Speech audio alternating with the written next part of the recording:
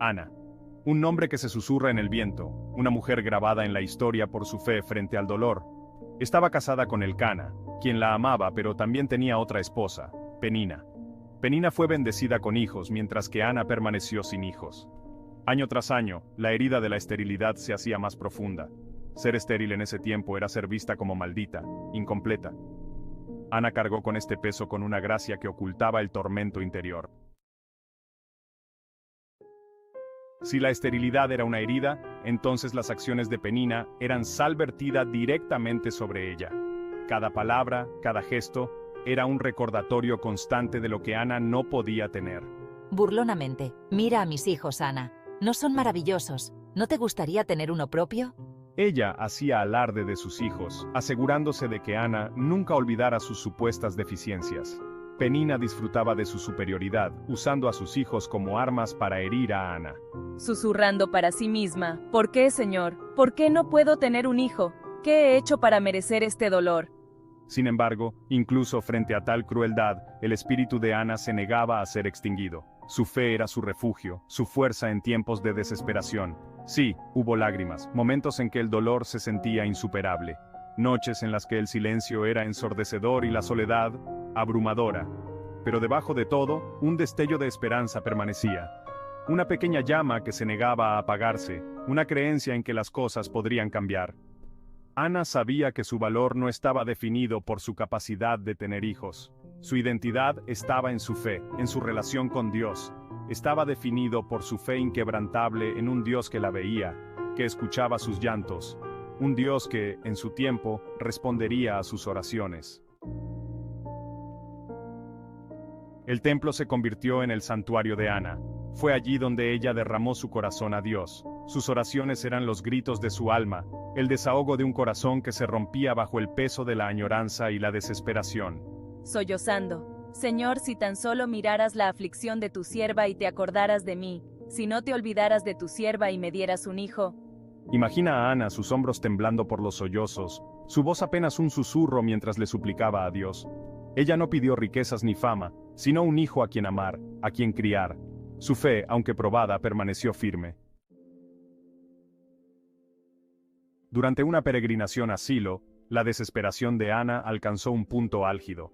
Cada paso que daba hacia el templo estaba cargado de una mezcla de esperanza y angustia. Hizo un voto a Dios, una promesa nacida de su profundo anhelo por un hijo. Sus lágrimas caían al suelo mientras susurraba su ferviente deseo. Si él la bendecía con un hijo, ella lo dedicaría al servicio del Señor.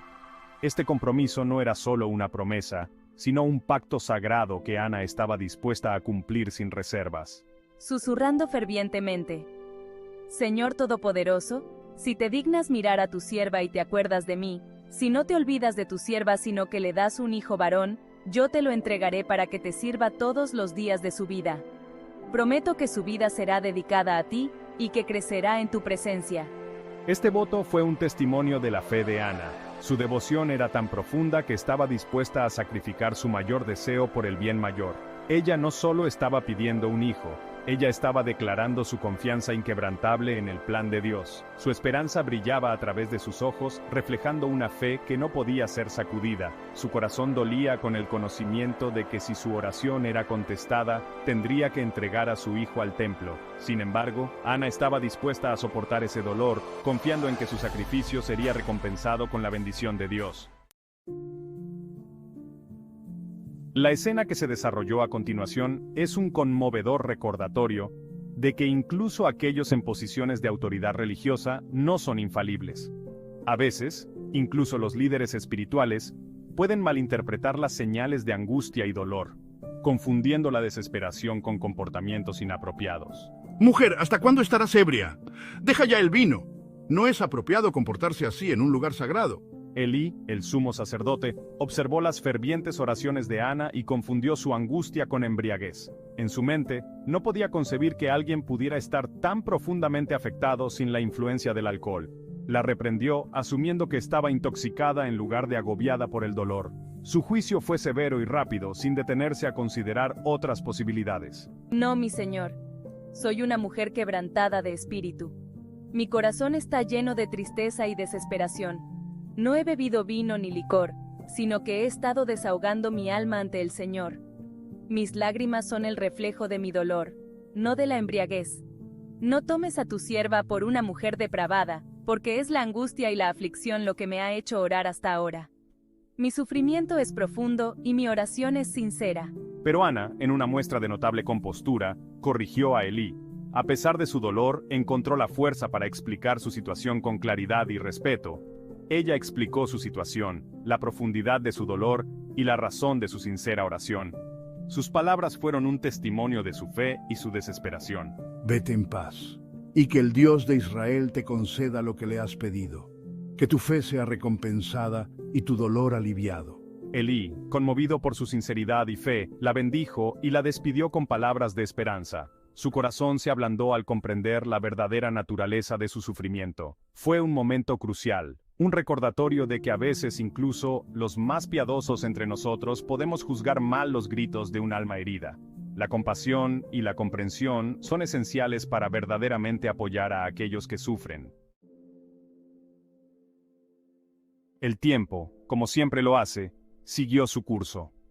Las estaciones cambiaron, y justo cuando toda esperanza parecía perdida, Dios respondió a las oraciones de Ana. Ella concibió.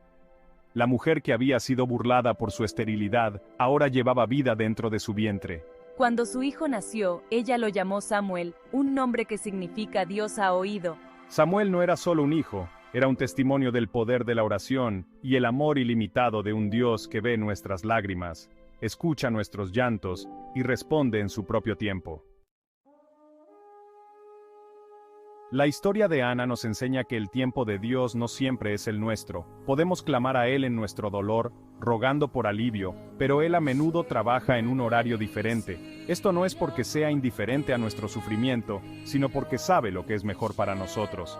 Él ve el panorama completo, el intrincado tapiz que está tejiendo con nuestras vidas. Ana podría haberse rendido, pero ella se aferró a Dios, incluso cuando fue difícil, incluso cuando no entendía, y en su tiempo perfecto, Él respondió su oración de una manera que superó sus sueños más salvajes. Las Escrituras guardan silencio sobre la reacción de Penina al nacimiento de Samuel. Solo podemos imaginar el cambio en la dinámica del hogar, el silencio de sus crueles burlas.